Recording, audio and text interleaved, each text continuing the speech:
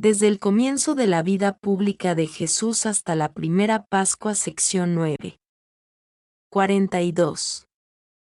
Jesús se dirige a Maspa, a casa de un pariente de San José. Cuando Jesús y sus discípulos abandonaron la gruta, se encaminaron en dirección de Belén. Entraron en algunas casas del otro lado de Hebrón y en una posada tomaron alimento y descanso, lavándose los pies. La gente era buena y se mostró curiosa. Jesús enseñó sobre la penitencia, la venida de la salud y su seguimiento. Ellos le preguntaron por qué su Santa Madre había hecho el camino de Nazaret a Belén, pudiendo haberlo pasado también en su casa. Les habló Jesús de la promesa, de que él debía nacer en la pobreza en Belén, entre los pastores, como pastor que era, que debía juntar las ovejas. Por eso caminaba ahora él mismo por estas comarcas de pastores desde que su padre había dado testimonio de su persona. De aquí pasó al centro de Belén, a pocas horas de camino, acortó el sendero del Valle de los Pastores, pasó al oeste de Belén, dejando la casa solariega de José a su derecha. Al anochecer llegó a la pequeña ciudad de Maspa, a pocas horas de Belén, que se divisaba de lejos. En las calles ardían antorchas puestas dentro de recipientes de hierro. Tenía muros y torres y la cruzaban varios caminos. Esta ciudad había sido por mucho tiempo lugar de oración. Judas Macabeo había orado largamente aquí antes de la batalla, presentando a la presencia de Dios los edictos injuriosos del enemigo, despreciativos del poder divino, recordando a Dios sus promesas de protección. Aquí fueron desplegadas también las vestiduras sacerdotales delante del pueblo. A raíz de su oración se le aparecieron 5 ángeles delante de la ciudad, que le prometieron completa victoria sobre sus enemigos. En este lugar se reunió Israel contra la tribu de Benjamín para castigar el ultraje y la muerte de la mujer del levita viajero. Esta maldad sucedió bajo un árbol. El lugar estaba cercado y nadie se atrevía a acercarse. Samuel juzgaba en Maspa y aquí estuvo el convento de los esenios, donde vivió Manahem, que le predijo el reinado a Herodes cuando era niño pequeño. Un esenio llamado Chariot lo había edificado. Este había vivido unos 100 años antes de Cristo. Era un hombre casado, de la comarca de Jericó, pero se había separado por mutuo consentimiento de su mujer, y ambos edificaron varias comunidades de esenios, él para hombres y ella para mujeres. No lejos de Belén había edificado otro monasterio, donde murió. Era un santo varón, y en la muerte de Jesús fue de los primeros que resucitó y se apareció en Jerusalén. En Maspa había varias posadas y la gente sabía enseguida cuando llegaba un forastero. Apenas hubo llegado Jesús a la posada, la gente se reunió en torno de él. Fue llevado a la sinagoga, donde explicó la ley. Había espías que trataban de sorprenderle en sus palabras. Habían oído que él quería llevar también a los paganos al reino de Dios y de la salud, que había hablado en ese sentido al tratar de los reyes magos con los pastores de Belén.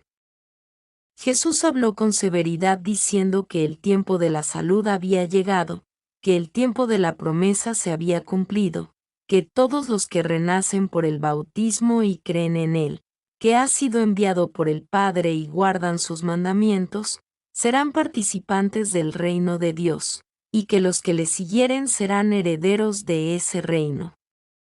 Añadió que si los judíos no creían, la promesa y la salud pasaría a los gentiles, apartándose de ellos. No puedo reproducir todo lo que les dijo. Agregó que sabía que estaban espiando sus palabras, que fueran a Jerusalén y dijeran allí lo que les había dicho. Habló también de Judas Macabeo y de otros hechos que tuvieron lugar aquí. Ellos quisieron hablar de la grandeza del templo de Jerusalén y de la preeminencia de los judíos sobre los demás pueblos. Jesús les dijo que el fin de haber sido elegido, como también el objeto del templo, habían dado término a su razón de ser, pues aquel a quien el Padre Celestial enviaba ahora había venido para fundar, según los profetas, el reino y el templo de su Padre Celestial. Después de esta enseñanza dejó Jesús a Maspa y se retiró al este, a 1 hora de camino. Pasó primero por una hilera de casas, y entró en una que era de una pariente de José. Un hijastro del padre de José, por medio de una viuda, se había establecido y casado, y sus descendientes vivían aquí. Tenían hijos, habían estado en el bautismo de Juan, y recibieron a Jesús con humilde corazón. Acudieron otros vecinos más. Jesús enseñó y tomó algún alimento. Después de la comida paseó con los 2 hombres solos, que se llamaban Aminadab y Manases. Ellos le preguntaron si él sabía las circunstancias en las cuales se encontraban y si debían seguirle de inmediato. Jesús les contestó que no, que ahora se contentasen con ser sus discípulos ocultos. Se hincaron, y él los bendijo. Estos hombres, aún antes de la muerte de Jesús, fueron sus discípulos ostensiblemente. Jesús pasó la noche con ellos. Anduvo Jesús con sus discípulos algunas horas más adelante al lugar que fue la penúltima posada de María delante de Belén, de la cual dista unas 4 horas. Le salieron al encuentro algunos hombres y se echaron a sus pies y le invitaron a ir a sus casas. Le recibieron con mucha alegría. Esta gente va a menudo al lugar del bautismo de Juan, y sabía lo sucedido en el bautismo de Jesús. Le prepararon una comida, un baño templado y un lugar de reposo muy bien acomodado. Jesús enseñó aquí. Vivía aún la mujer que 30 años atrás había recibido y servido a María y a José. Habitaba la casa principal sola, y los hijos, desde al lado, le enviaban el alimento. Cuando Jesús se hubo lavado fue a donde estaba la mujer, ciega y desde varios años atrás baldada y encorvada. Jesús le habló de la misericordia y de la hospitalidad, de las obras imperfectas y del amor propio y egoísmo, y le manifestó que su estado miserable de ahora era un castigo por todas esas faltas. La mujer se mostró muy compungida, y confesó sus faltas.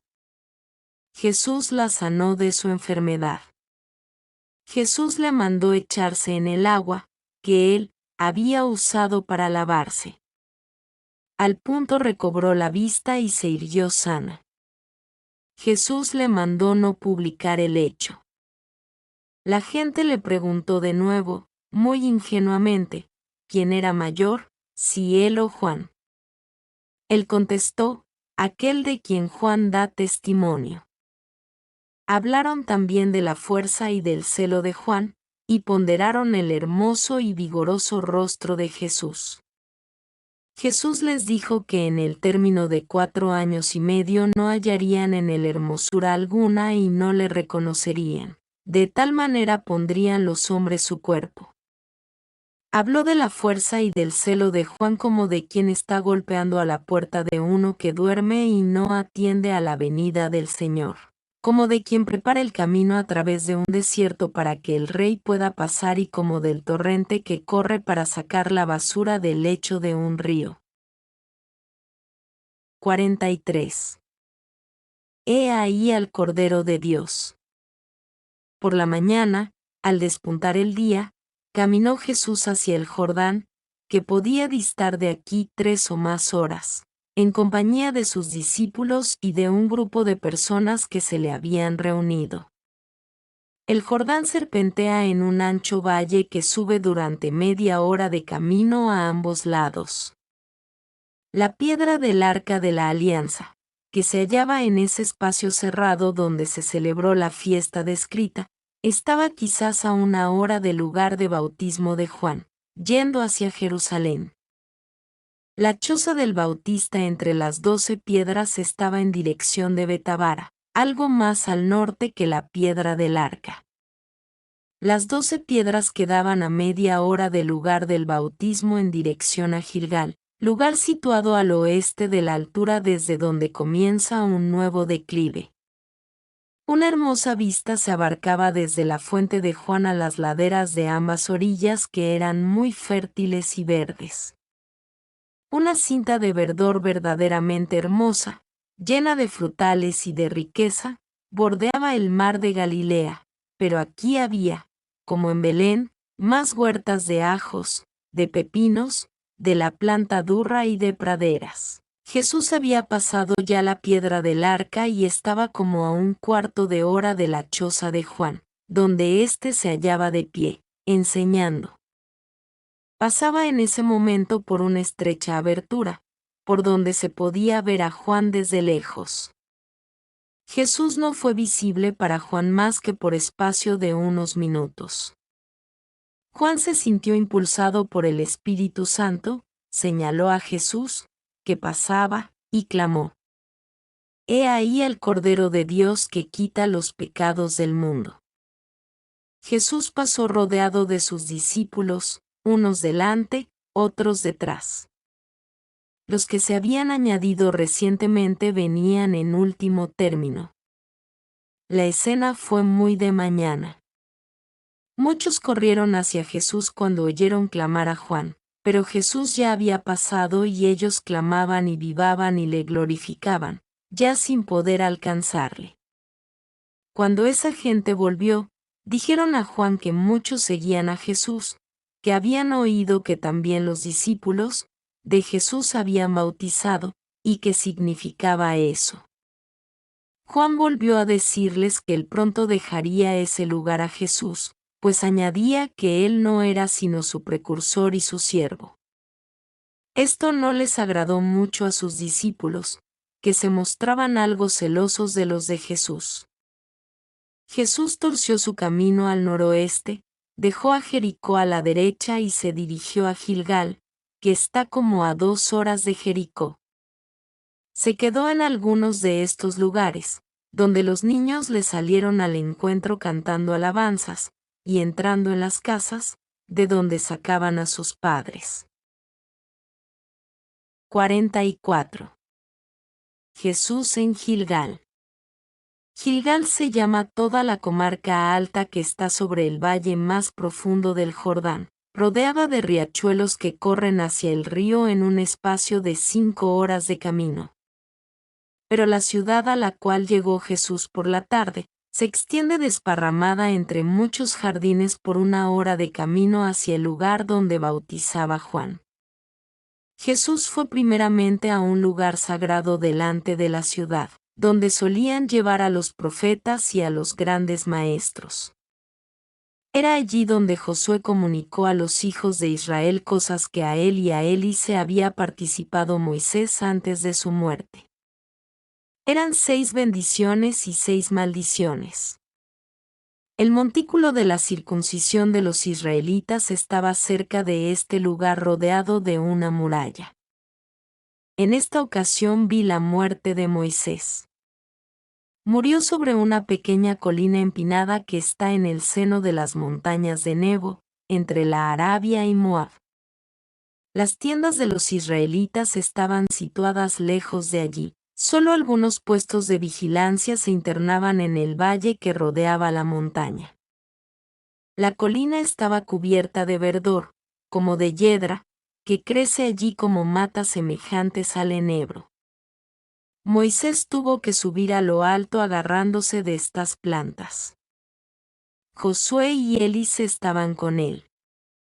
Tuvo allí Moisés una visión que los otros no vieron. Le dio a Josué un rollo donde había 6 maldiciones y 6 bendiciones que él debía hacer conocer a los israelitas cuando estuvieran en la tierra prometida. Luego los abrazó y les mandó alejarse de allí, sin volver el rostro. Después se hincó, alzó los brazos en oración y cayó muerto, inclinándose de un costado. He visto que la tierra se abrió allí mismo y volvió a cerrarse en una hermosa sepultura. Cuando Moisés apareció aliado de Jesús, en la transfiguración, vi que salía de este lugar para dirigirse al Tabor. Las 6 bendiciones y las 6 maldiciones las leyó Josué al pueblo. En Gilgal esperaban a Jesús muchos amigos: Lázaro, José de Arimatea, Obed, un hijo de la viuda de Nazaret y otros más. Había allí una posada donde lavaron los pies a Jesús y a sus acompañantes y les prepararon comida. Jesús predicó a las numerosas personas que se habían reunido allí, entre las cuales había muchas que iban al bautismo de Juan. El lugar era un puesto de baños y de purificaciones construido en la orilla del río, en un terreno en forma de terraza. Estaba cubierto con un lienzo y había allí lugares de esparcimiento, con árboles, matas y diversas plantas alrededor. Saturnino y 2 discípulos más, que lo habían sido de Juan, bautizaron allí después que Jesús les habló del Espíritu Santo y les enseñó sus diferentes propiedades y dones y cómo se manifiesta cuando uno lo ha recibido. Al bautismo de Juan solía preceder una exhortación general y una declaración de arrepentimiento de los pecados con la promesa de enmienda. Pero en el bautismo de Jesús había no solo la confesión en general, sino que cada uno se confesaba individualmente y reconocía sus pecados principales y más graves. Jesús exhortaba a ello, y a los que no querían hacerlo, por temor o por vergüenza, les decía sus pecados en su propia cara, para que se arrepintieran. Jesús enseñó sobre el pasaje del Jordán y sobre la circuncisión que tuvo lugar aquí, por lo cual se daba el bautismo en este lugar, y les dijo que se dejasen circuncidar en el corazón renunciando al pecado y cumpliendo los mandamientos. Los bautizandos no entraban aquí en el agua, solo inclinaban la cabeza, y no recibían todo un lienzo, sino solo un paño blanco sobre los hombros.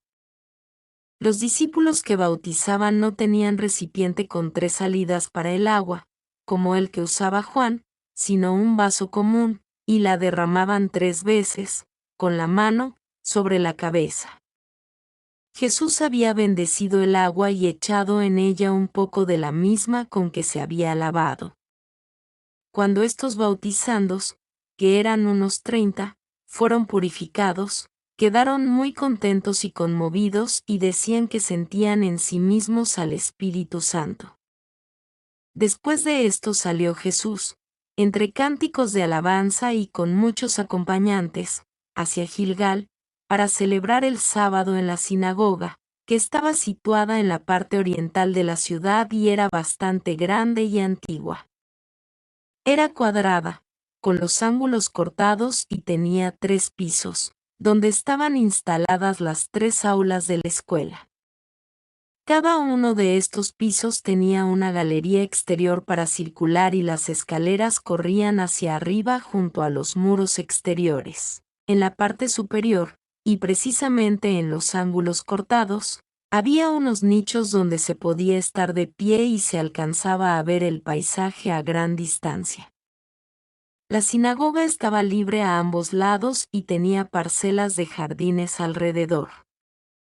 Delante de la entrada había un vestíbulo con una silla para enseñar desde ella, como en el templo de Jerusalén, y luego un patio con un altar al aire libre donde solían ofrecerse los sacrificios.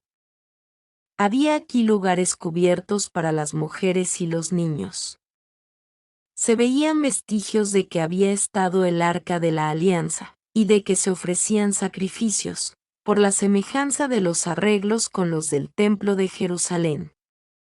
En el aula de la escuela del primer piso, mejor arreglada, se veía una columna octogonal en uno de los ángulos, con casilla en torno conteniendo diversos rollos escritos. Recordaba este lugar el del Sancta Sanctorum del templo. En la parte baja había, en torno de la columna, una mesa y se veía la bóveda donde estuvo el arca de la alianza. Esa columna era muy hermosa, de piedra blanca pulimentada. Jesús enseñó en la parte baja de la escuela, en presencia del pueblo, de los sacerdotes y de los ancianos y sabios. Les dijo que se habían puesto allí los primeros fundamentos del reino prometido y que luego se cometieron horribles pecados de idolatría, de modo que apenas había 7 justos en la ciudad, que Nínive era 5 veces más grande, y se encontraron allí 5 justos, que Gilgal fue perdonada por Dios, pero que no desechasen ahora la realización de la promesa y del enviado prometido, que hicieran penitencia y se dejasen renovar por el bautismo. Mientras predicaba tomó algunos rollos escritos y los leyó y explicó. Después pasó a enseñar en el segundo piso a los más jóvenes y luego a los niños en el piso tercero. Cuando descendió enseñó también bajo una arcada, a las mujeres, y luego a las jóvenes. Habló de la castidad y de la continencia, del vencimiento de los deseos, de la decencia en los vestidos, de cubrirse la cabeza y los cabellos en el templo y en la escuela. Habló de la presencia de Dios, especialmente en los lugares sagrados, y de la presencia de los ángeles, que se cubren el rostro por reverencia en estos mismos lugares. Dijo que son muchos los ángeles que están en el templo y en la escuela en torno de los hombres allí presentes y explicó por qué deben las mujeres cubrirse los cabellos y la cabeza. Los niños trataban a Jesús muy familiarmente, los bendecía y los levantaba, y ellos se mostraban muy adictos a él. Aquí hubo, en general, grande alegría y contento con Jesús, y cuando dejó la escuela todo el pueblo clamaba, tanto los que iban delante como los que le seguían. Se ha cumplido la promesa, que permanezca con nosotros, que no se aparte nunca de nosotros esta bendición. 55. El Sanedrín de Jerusalén. Después que Jesús enseñó, la gente quería traerle enfermos. Jesús les dijo que no era el lugar apropiado ni convenía por ahora, que debía partir, porque era requerida su presencia en otra parte. Lázaro y los amigos de Jerusalén volvieron, y Jesús dejó dicho a María Santísima donde deberían encontrarse antes de su partida para el desierto. El Sanedrín de Jerusalén tuvo de nuevo una larga sesión sobre Jesús. Había establecido por todas partes espías pagados que debían referir todo lo que sabían de él. Este Sanedrín estaba compuesto de 71 miembros, entre sacerdotes y escribas. De ellos habían sido elegidos unos 20 y distribuidos en grupos de 5, con la misión de discutir y averiguar todo lo referente a Jesús y su proceder. Buscaron los registros genealógicos y no pudieron menos que reconocer que José y María descendían de David y que la madre de María era de la raza y tribu de Aarón. Pero decían que esas familias habían decaído y que Jesús se mezclaba con toda clase de gente de mal vivir, que se manchaba tratando con publicanos y pecadores y adulando a los esclavos. Sabían ya que Jesús había tratado familiarmente poco tiempo antes, en las cercanías de Belén, con los esclavos siquemitas que volvían del trabajo, y pensaban si no estaría tramando alguna conjuración con esa gente. Algunos decían entre sí que quizás era un hijo bastardo de algún rey, y que por eso hablaba de un reino y de la posibilidad de recuperarlo. Otros opinaban que debía tener una enseñanza secreta que no podía provenir sino del diablo, porque, decían, se retira a veces a solas y pasa las noches en el desierto o en una montaña. Todo esto lo habían espiado y averiguado. Entre estos había unos 20 miembros que conocían mejor a Jesús y a los suyos. Habían sido ya conmovidos por su trato y eran ocultamente sus amigos. En esta ocasión no se levantaron a contradecir a los demás, para poder así en secreto ayudar mejor a los amigos de Jesús, por medio de mensajes y de avisos. Finalmente, el Consejo de los 20 miembros decidió adoptar una conclusión definitiva. Jesús no podía ser sino amaestrado por el demonio. Por otro lado, el bautismo que se dio en Gilgal fue también anunciado a Juan como una intromisión en sus derechos. Él les respondió, como siempre, con profunda humildad, que pronto tendría que dejar el lugar delante de su Señor, puesto que no era sino su precursor y su anunciador. Los discípulos de Juan no se dieron por satisfechos con esta respuesta. Jesús dejó a Gilgal con unos 20 acompañantes y caminó por el Jordán pasando luego el río en una balsa de tablas. En el interior de la balsa había bancos para los pasajeros y en medio una gran artesa destinada a los camellos. De otro modo podían caer al agua a través de las tablas. Podían ponerse allí hasta 3 camellos por vez, pero ahora no había ninguno. Solo Jesús y los suyos ocupaban la balsa. Era de noche y por eso se hallaba iluminada por antorchas.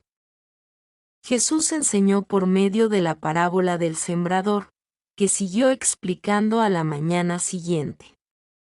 La pasada del río duró un cuarto de hora, porque era torrentoso en este punto. Se dirigieron primero hacia arriba y luego se dejaron llevar por la corriente. El Jordán tiene particularidades curiosas. En algunos lugares no es posible pasarlo por no haber vado alguno por las rocas escarpadas de ambos lados. A menudo tuerce de modo que parece atravesar una ciudad y luego desvía su curso. Corre entre rocas y piedras, unas veces turbio, otras claro, según el terreno que atraviesa, y tiene muchas isletas en su curso. Tiene también algunas cascadas. Sus aguas son suaves y templadas. En la orilla opuesta había casas habitadas por publicanos, porque venía una calle principal desde la comarca de Quedar, donde se abría un valle. Jesús entró en casas de publicanos que habían recibido ya el bautismo de Juan. Muchos de sus acompañantes se extrañaron de su familiaridad con esa clase de gente y se mantenían a distancia por temor de contaminarse. Jesús y los suyos fueron servidos muy humildemente por estos publicanos. Las casas estaban situadas en el camino del Valle del Jordán. A alguna distancia había albergues para los mercaderes y los camellos. Estaban sosegados porque al día siguiente comenzaba la fiesta de los tabernáculos y no podían partir ni viajar y aunque eran la mayor parte paganos estaban obligados a observar el descanso.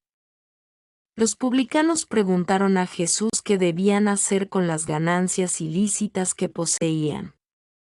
Les dijo que las llevaran al templo, que debía entenderse espiritualmente de su iglesia y de la comunidad cristiana. Les dijo que comprasen con ellas un campo para las viudas pobres cerca de Jerusalén. Les explicó el porqué de esto, relacionándolo con la parábola del sembrador que expuso nuevamente. Al día siguiente fue Jesús con ellos alrededor de la playa enseñando diversas aplicaciones de la parábola del sembrador y de la futura cosecha. Esto lo dijo porque era también una fiesta de la cosecha de frutas y de la vendimia. Continuó Jesús su camino a través del valle. A ambos lados se extienden, por media hora de camino, en lo alto y en lo bajo, casitas o chozas donde se celebraba la fiesta de los tabernáculos.